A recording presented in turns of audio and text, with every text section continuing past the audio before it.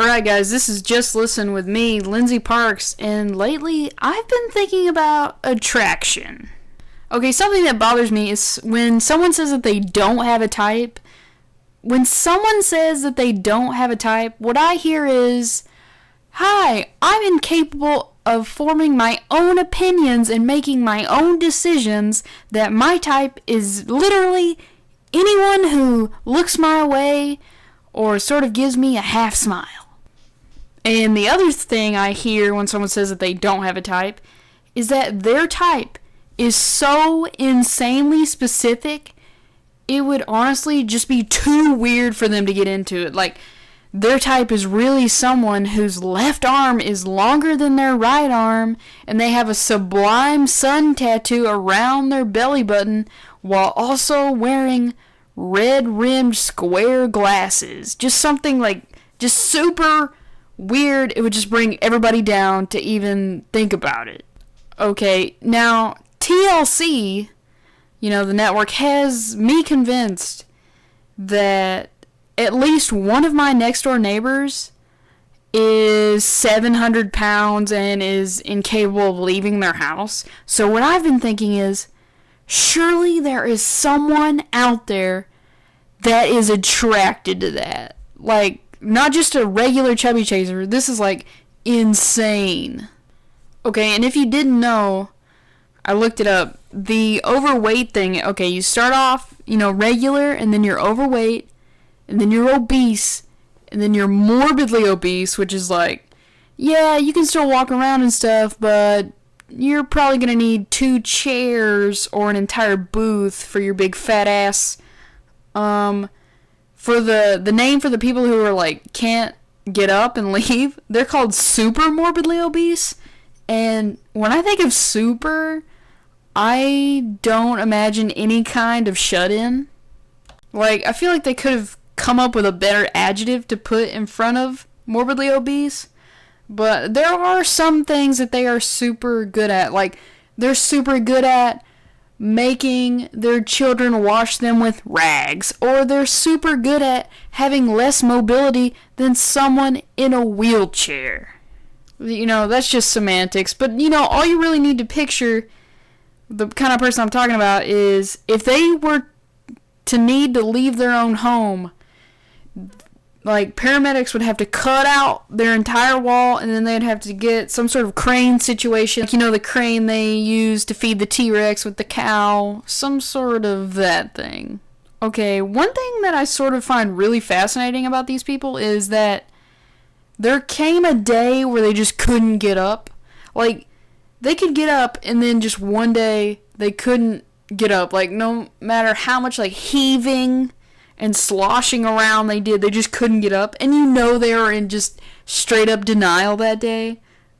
Like, they're just creaking all over their mattress that's almost pushed all the way down to the floor. And they're just like, that's cool, I didn't even need to get up today at all anyway. And they think like that for a few days before they're like, shit, maybe I've fucked up.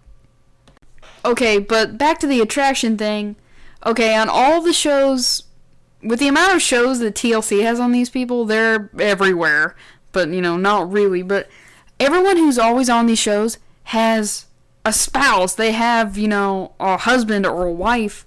And that's sort of, insane. Like, there should be something for when people get married, like a weight limit. Like, you couldn't divorce your wife or your husband if they gain 30 pounds. Okay, yeah, you're not... Society says you can't say, hey, you're fat. At what point do you say something? Because, most of these people have been pretty fat to begin with, but once they gain, 300 pounds, I feel like it should be okay to divorce them. But see, the ironic thing is if you divorce them, you're ultimately killing them because their spouse is the one who always takes care of them. But I just think it might be... I think it's just asking too much for a person to stay married to someone. You got married, you didn't want to be someone's babysitter. But see, there have got to be ones out there that are single. There have got to be ones out there that are single. And with the amount of people there are in the world, there has to be someone who is attracted to the super morbidly obese. The thing is, where do you meet these people? I mean, you can't meet them at the grocery store, which is also ironic because they probably love the grocery store, food libraries. And you can't meet them at a nightclub. The only way you're going to meet them at a nightclub is if a nightclub owner bought the house that they were trapped in and built the nightclub around them. So then there's just this big amorphous blob who looks like he's just been gently placed in the middle of the dance floor, except for him being surrounded by jagged pieces of floor. You're not going to meet these people out. So where are you going to meet them?